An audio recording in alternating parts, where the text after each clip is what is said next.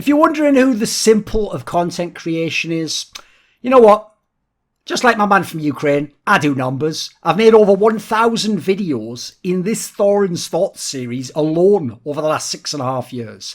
Now, I need energy to do these videos, to be so prolific, to have all these thoughts, to get them written down, to refine my skills. And also, I need to manage it appropriately. So you know what? That's why I like Gamer Subs. You know by now, right? It's keto friendly, delicious. Get 10% off with the code Thorin, Thorin, at GamerSubs.gg. On the back, they even tell you how to fill up a cup and how to make a drink, you know, in case you're American or something. So, Na'Vi just won IEM Cologne, the first LAN since IEM Katowice last year, which would be impossible to miss since ESL bashed you over the head with that fact about every 4 seconds, which they, just like you probably also know, right, that Katowice 2020 was G2 versus Na'Vi, even though the concept was completely different. But let's just keep forcing that storyline because ESL's main thing is to talk about ESL and then some side stuff, he said after bigging himself up in the commercial and then talking about stuff. But I'm just going to say that that's barely part of this, you know.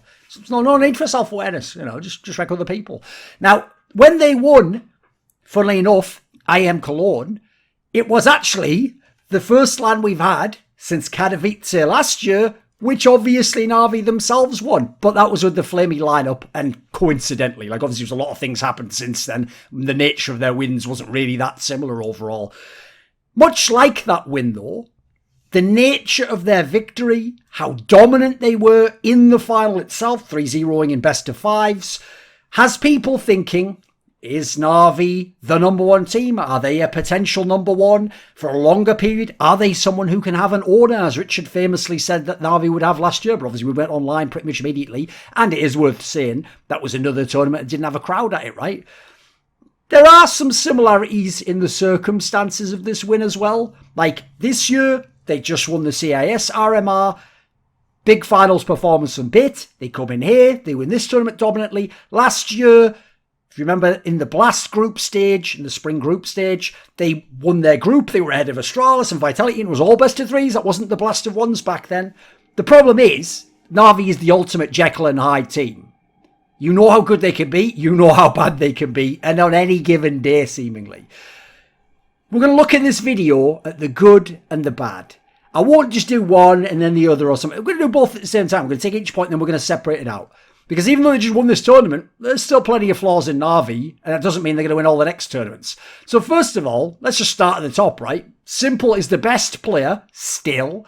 It's debatable, by the way, last year as to whether he's the best player, but whatever. He's still easily good enough, even last year, and quite frankly, even 2019, to win any tournament his team is in, pretty much.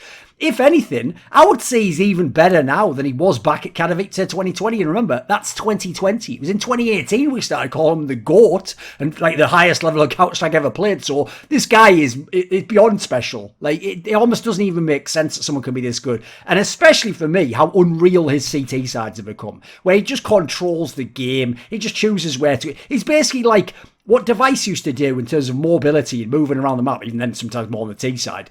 He does that, but even more, and with a rifle or with any gun, quite frankly, and an AWP, obviously, but he just doesn't use the AWP in the traditional open style. And he just, like, teams basically can't avoid him. You remember the old school Nico mouse spots, Nico spots, where if it was on Cash or Dust 2, you just figure out where Nico is when you're on T side, and then you just go to the other site, or you just rotate off at the last second, and he has to come into a rock hard clutch or save. You can't do that against Simple right now. People try, it just doesn't work. So to me, if anything, I think he's even, considering his skills are still unbelievable, I think he's even become a little bit more tactically driven in his thinking. I think that's both the effective Blade, who he really seems to vibe with and be on the same level with, and the fact that you have no Zeus, so he knows he has to sort of step up a little bit, like Boom, which doesn't really seem that sort of in-game leader, quite frankly.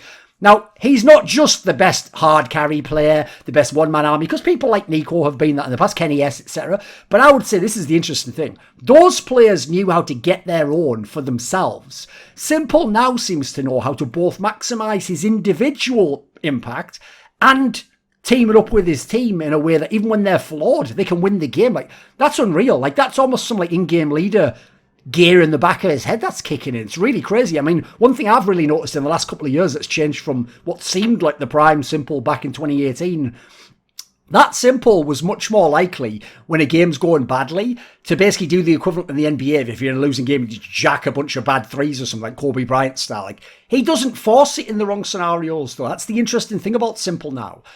In the past, he would almost feel like, yeah, well, they are doing badly, so I've got to just win the whole game right now. Now, sometimes that means he goes slightly the other way, and there's times where he just seems like he's just chilling, waiting for the team to win.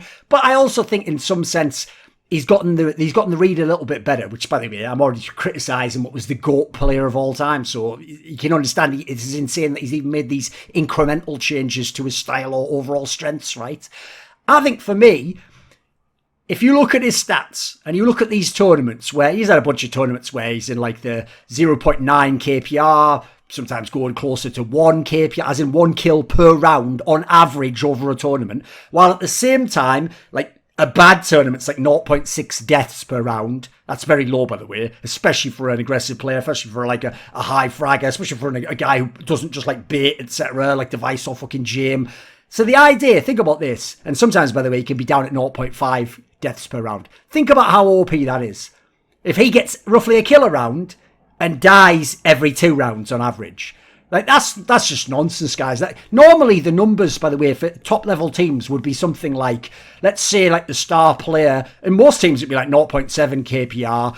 In an elite, if he's a really elite player, maybe 0.8 KPR. Still, by the way, a sizable margin off simple. And then on the deaths, well, if it's like a cold zero, yeah, you can have a 0.6 or 0.5, but the kills aren't as much. Or maybe they have the very high kills, but then it's like a fur type player, so it's more like a 0.7 deaths per round or high 0.6 or something. So you see what I mean? Yeah, there's some give and take for everyone else. Or the impact's like barely big, but this is like simple legitimately is 2 players on your team. That's why it's so criminal when Na'Vi doesn't win, for my money.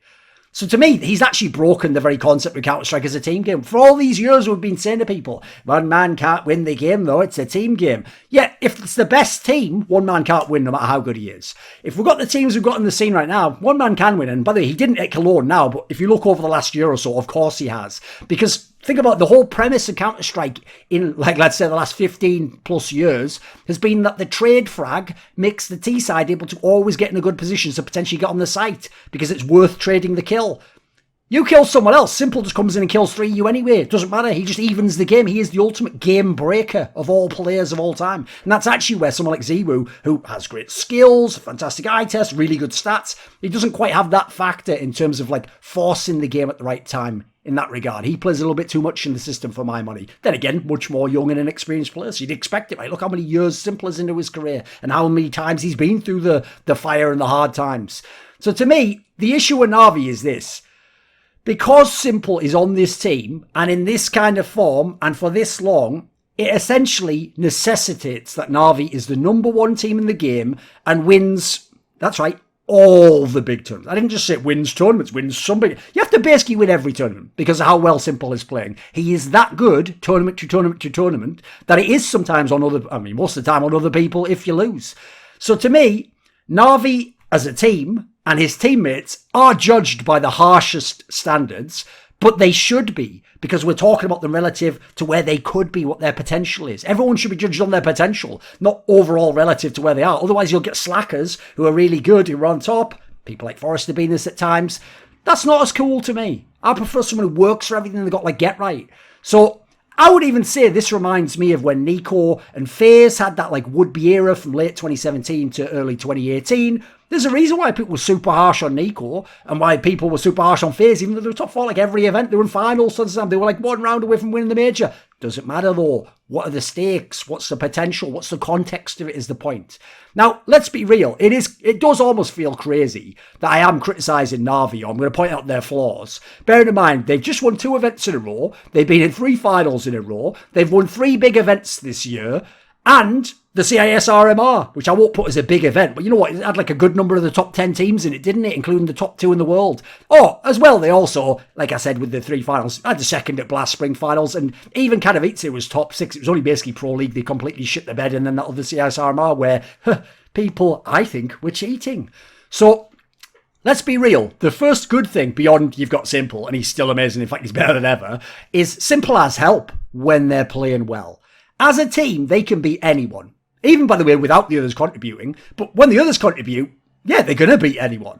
Electronic came online for me a lot in the last few events. I obviously mean online colloquially, not like just online play on the internet, etc. He's been spotty for seemingly years, like the better part of a couple of years, despite the fact people kept saying top 5 player in the world or potential top 5 player in the world.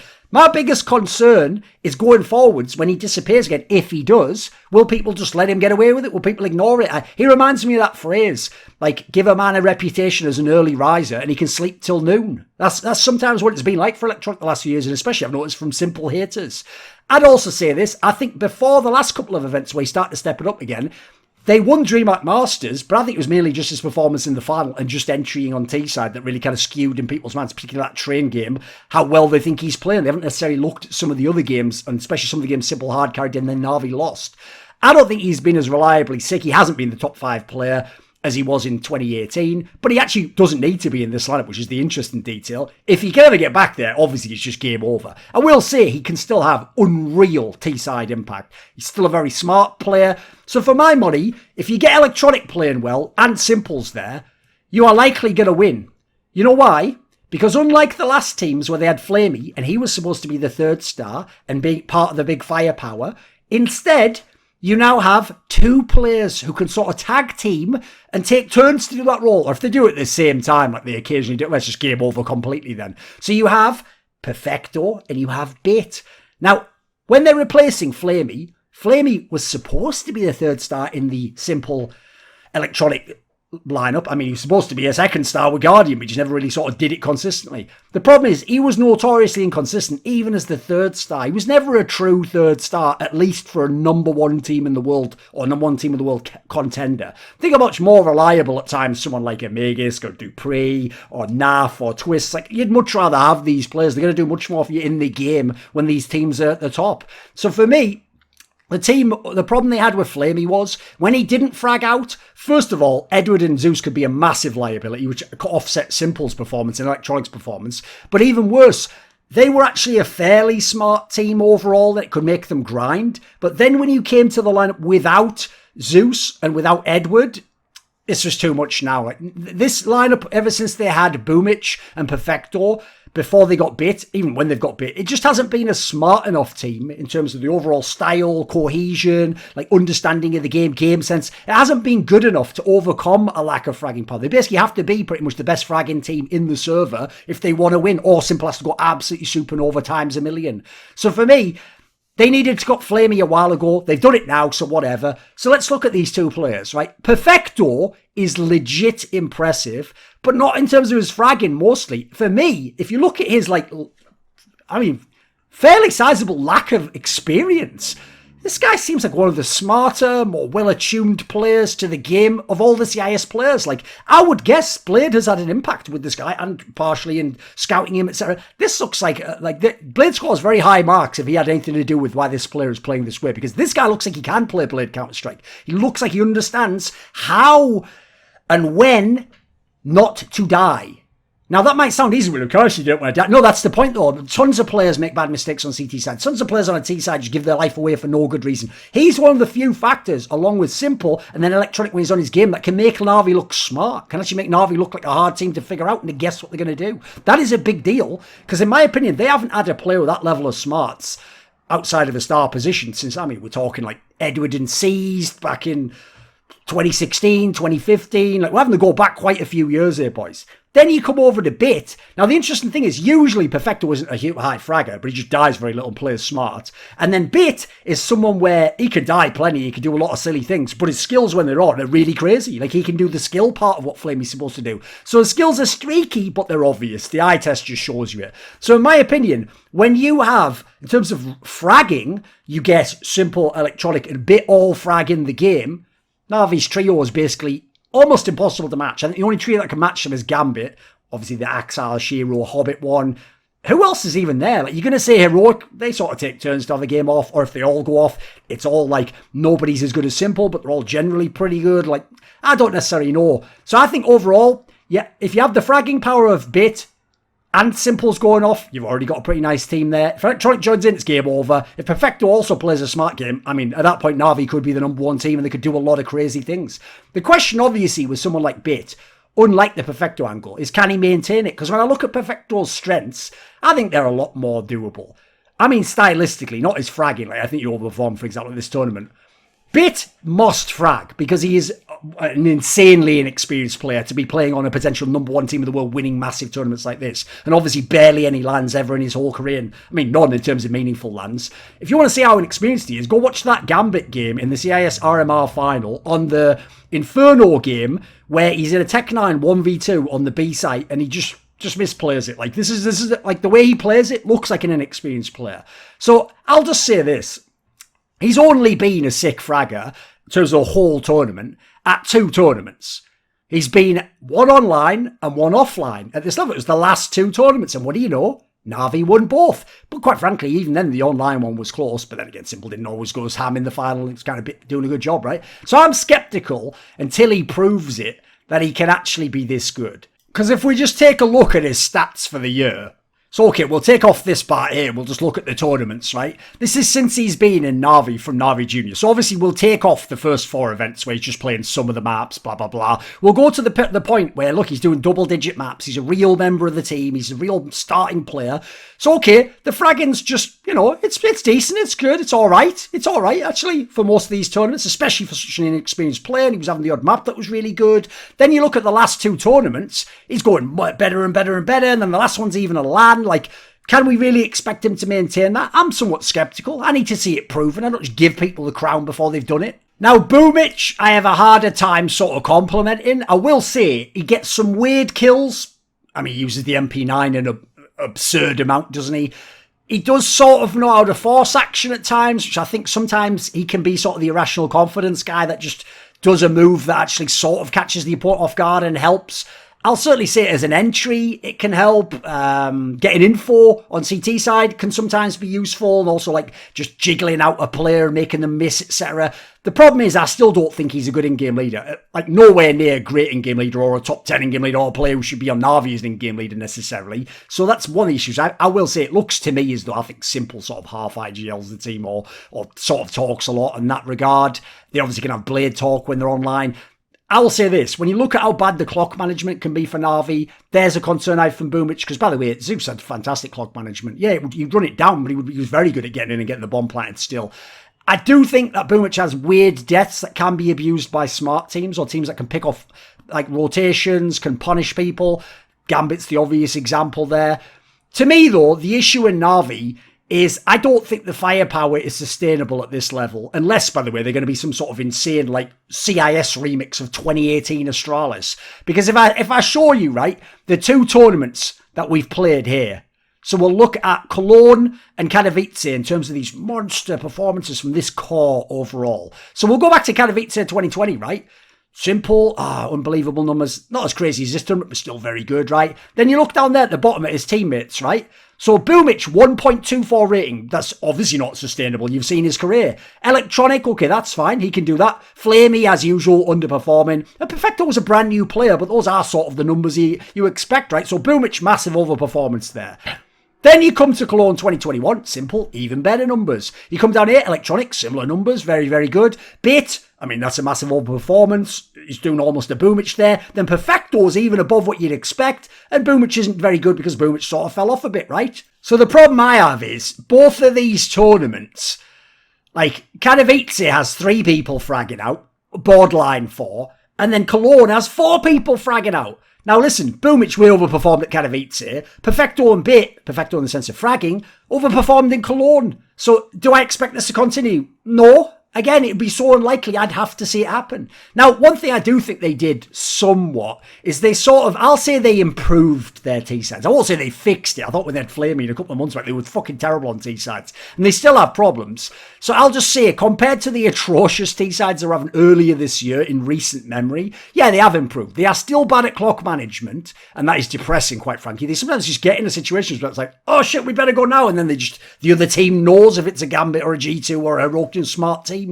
They still do weird pushes that don't make sense and actually put them out of position. They still do that thing where they try and play it like they're fucking genius Astralis players who are all lurking all over the map and going to punish people, and then it's like, that doesn't work against a lot of people. And also, let's be real, if you're an observer, you still lose hope when s1mple dies, and it's certain players, there's one or two that come to mind, when they're in clutches, you just know they're probably not going to win them, right? I do think the CT sides can be insane, which is a big deal when you consider how T-sided the game is at the moment. I especially think due to firepower peaks, that just lets you win rounds right there, but also s1mple super mobile playing style. As I alluded to before, I've never seen a rifler do what he's doing now. He's more like Device in the Prime Astralis, or fucking like Delpan from SK Gaming back at the end of 1.6, to each moves all the way around the map. You can never quite know where he's going to be. In terms of game sense, I think actually this is one of the areas where Na'Vi's lacking overall because of inexperience. Because they're not players who can play this flawless style that Blade seemingly wants. So, to me, Perfecto's sort of getting comfortable. Like, his style was comfortable anyway, but now he's starting to get more comfortable in terms of, like, game-to-game you can rely on him. I think Bit is way underqualified to be on this team. It's just that they were desperate. You can't get anyone in the CIS region from, like, 5 or 6 different teams, it seems, in terms of star players. Boombl4 only really been in Na'Vi in terms of meaningful experience for this level. Like, I was in Quantum Bellator, Fire, Winter. Who gives a fuck? Who gives a fuck? You, apparently. Or whoever bought him in the Na'Vi. Luckily for them, as bizarre as it is, the superstars in Na'Vis are the experienced ones, are the ones that are very smart, are very methodical, simple and electronic. They are the veterans of the team, which is what makes them such a weird team. And why, if they do win the major or have an era, it'll be one of the most unique of all time. Like, I would compare it maybe to how Liquids was, where they would have done it without an elite IGL or a truly great in-game leader. Because this team also does not have a truly great in-game leader. Does not have an in-game leader that's going to become legendary for my money. Like, Boombl4 isn't it. But they might not need it, is what's crazy. So stylistically, I do have my issues with Blade's coaching, but in a very specific sense. I feel as though he is a guy that famous quote applies to. The perfect is the enemy of the good. Because his style, it looks like he's trying to play perfect Counter-Strike. Like he's trying to play how Gambit would play online, how he's trying to play how Astralis did in 2018. And the problem with that is, his team isn't as smart as that, his team isn't as coherent as that, and they don't understand as much what he's doing and all the different possible variations, especially outside of the superstar players, of course. So in my opinion, he's missing a few band-aids, that might be short-term fixes that might work, going for a more efficient style instead of trying to do this perfect, high-execution style, because I don't think his players at this point in their career, based on experience and maybe even smarts, are smart enough. They're just not really the right level of players, and they don't have the in-game leader to coordinate for my money. So I think they will get punished, and they have been punished, when Blade can't talk as much, like Lance, and they're in slow lurk type scenarios, not when they're fragging everyone's head off and rushing. The CIS RMR, where he couldn't talk as much, couldn't just talk all the time, they looked ass in that upper bracket final down the stretch. I'm talking about map 2 and map 3. Go and watch the last part of the second halves of these maps. It's depressing the way they lost. These were like almost won maps of the number 1 team in the world. And yeah, the other team makes some great players, but Na'Vi also just bends over and fucking presents. It's just ridiculous. I also think they're economically challenged. They look like they force spy at the wrong times and therefore burn 3 or 4 T rounds that you don't need to. Now, I get why they do it, because they certainly seem to win a lot of low buys, because they've got s1mple, because Bitsteagle can be streaky and nice, right? So as a result, I think they gamble a lot in that regard. It works more than you'd expect, but it also costs them when they play the methodical teams, right? It can make them look very silly, like the aforementioned match versus a Gambit. In terms of mentality, I think they have some flaws. They seem to lack like a true killer instinct. Like if they're a map up or they win your map pick, they don't just keep their foot on your throat and stamp you out and just win and never get into trouble. You know they're going to give you a chance to get back in the game. They're great front runners, but even as great front runners, they don't close the map that often. They'll give you a few chances to come back in the game. And then if they get late in the games, they fade. They falter. They fail. It's alliteration fucking Monday, apparently. They rely on s1mple to force impossible rounds. Listen, that can't be like a mentality of like, yeah, s1mple, you should just win an impossible round. I mean, I'm just thinking like how appalling they are when they're up in series sometimes and s1mple's going off. Like, forget winning back-to-back maps. Na'Vi doesn't really 2-0 people typically. They don't win back-to-back maps. If they lose the first map, then they'll somehow win the second. If they win the first one, you just know they're going to lose that second map and that they're going to go, oh, well, we've got a third map coming, which is how you lose a lot of close 3-map series, by the way. So they're almost a guaranteed 3-map team. And then if they're 14-14 on that third map, you can just bet your life or whatever you've got in the bank that the other team's probably going to win unless s1mple goes God mode. I mean, just think about that G2 third map in the lower bracket final against Blast Spring finals, where s1mple basically had to do a 1v5 to ensure they won the map. Otherwise, G2 was starting to come back into that motherfucker and they were looking really shaky over on Na'Vi. That's unreasonable to expect that. Now, the map pool is actually way more legit than you probably think than the eye test seems to say. Because, yeah, they only pick Dust2 and Mirage. Yeah, we've all seen Na'Vi play. The thing is, if they play both in a series, they do seem to always win one somehow, which kind of shows like just the raw fragging power of some of the really good players on the team. And then if you go and look at the win rate, some of these have crept to positions you probably don't realise contextually. Like Mirage, over the last 3 months, they've won 10 out of 13. That's monster. That's not even supposed to be a map you can have numbers like that on in the modern day. Dust2, oh, they've got a losing record. They're 5-7. Yeah, they lost to Gambit a gang of times on that map. Nuke, they're 6-0 in. Like, actually, it's just the fact they can't play that against Gambit. It doesn't potentially make them a favourite against Gambit over map pool. Obviously, I'd love to see them test that a bit more. Inferno, they're 5-3. Ancient, they're 3-1. Overpass, they're 0-2. And even then, they lost an overtime game to Spirit, and they lost a 14-16 to Vitality. Then, there's one map left, Vertigo, which is their permaban. Gambit's playground, by the way, so even a nice time to have that as your permaban, right? And obviously last year, Vitality, etc. The question with Na'Vi is obviously always going to be, can they be the best? Well, like Na'Vi over the last couple of years, they can. The question is, will they?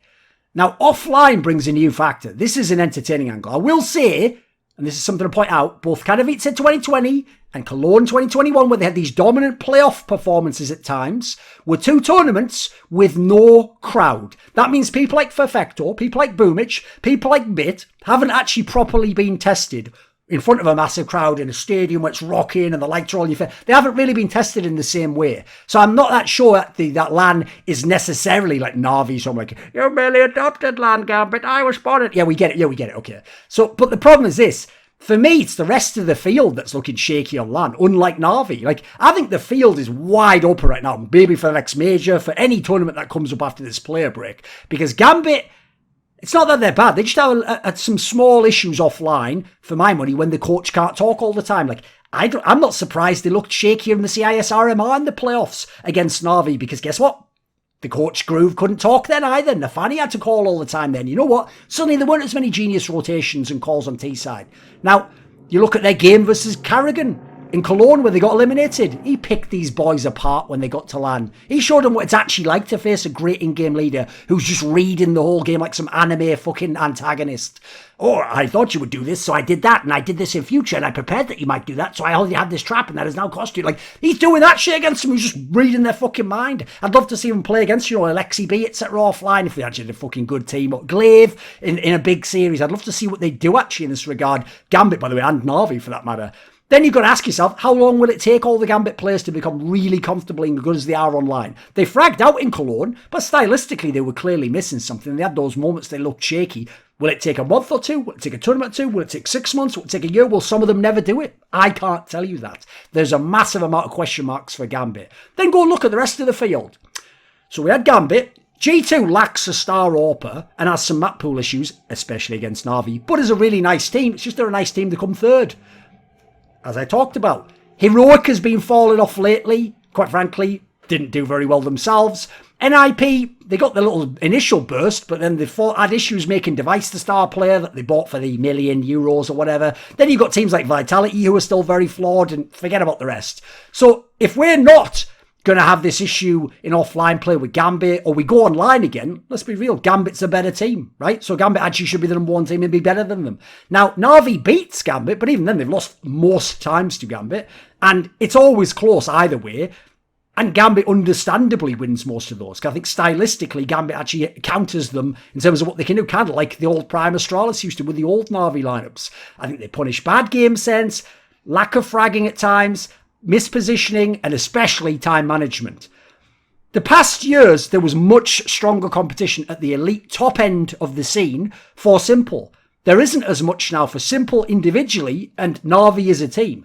Now, I think Blade is a very smart player in Counter-Strike, an in-game leader, captain, coach, all that good. The problem is this, I just don't think he always understands the limitations of his players. I think he expects too much, or I think he thinks because he explained it to them that they actually understand what he's saying. With that said, I think this is the first team s1mple has been on, since maybe even that Katowice lineup, that legit looks like a potential favourite for a major. I mean a real favourite, not like, oh, they're technically third, so that would make them a favourite. Like, not if the number one and number two team are way ahead and always beat you like Team Liquid and Astralis, right? So if you look, 2018, I think that one's actually a bit exaggerated, like I said. They had a couple of teams that basically always got in that ass. Then you have 2019. They had fucked up roles and the player transition in terms of bringing in Boomich. 2020, they had all the online shit and the player swap. So finally, they actually have both just enough help and the right players, but more importantly for me, finally a sort of wide open elite level end of the scene so they can actually potentially win these tournaments. There's one factor I should throw in before I end. What if s1mple declines at all? What if he even just goes down like Nico did a little bit and doesn't always hard carry the game? If that happens, because I have to say this for completion, just to be fair, right? I don't think it's likely, which is crazy because you shouldn't be able to play at this level for this many years. But actually, s1mple does kind of remind me of like Michael Jordan in the second 3P, where he just mastered the game. And it's like he just knew what to do in any type of a game, no matter what his energy level was, no matter what opponent it is, what's going on. Like, he has that quality. So I don't think he will drop off, but you have to factor it in. Because if it does, yeah, Navi's going to be somewhat toast to be like, what, the 7th best team in the world or something. I'm talking about if he just goes down a little bit. If he ever has a bad spell, I mean, Lord forbid, right? They're still a very frustrating team to watch. They can be the most annoying team to watch at times, especially when s1mple's going ham and the rest are fucking the game up. But they are incredibly compelling due to s1mple. And there are finally some other reasons that are giving you some real hope. Not that fake, fool's gold, flamey hope. Hey, it's s1mple, you're watching Thorin channel. Shut the fuck up, you fucking bitch. This video was kindly supported by Eddie, Kris with a K, Lager15, Shenlong, Wisetown, Zachary Carter, Zack Schmidt, Adam Ochs, Alexander Rao, Animosity, Kris, Dean Tanglis, Doomseer, ErikHillestad, Hades, Jdubs, Jensen Goh, John Shelton, Joseph Ginsburg, Kovacevicd, Tobias Bernasconi, Zoomba, Zyrathenia, Bot Pounder 420, and a special thanks, as always, goes out to Jerky's Minion. Would you like to suggest a topic or guests to come on my shows? Do you want to ask me a question in one of those video AMAs where I might even insult you in a funny or maybe obnoxious manner? Do you want teasers for my upcoming content, things I'm thinking of, what I might be changing? Do you want to take part in one of those long discussions where we go all over the place with the big donators? Well, if so, put your money where your mouth is using the Patreon link in the description box below to join the Screwluminati today.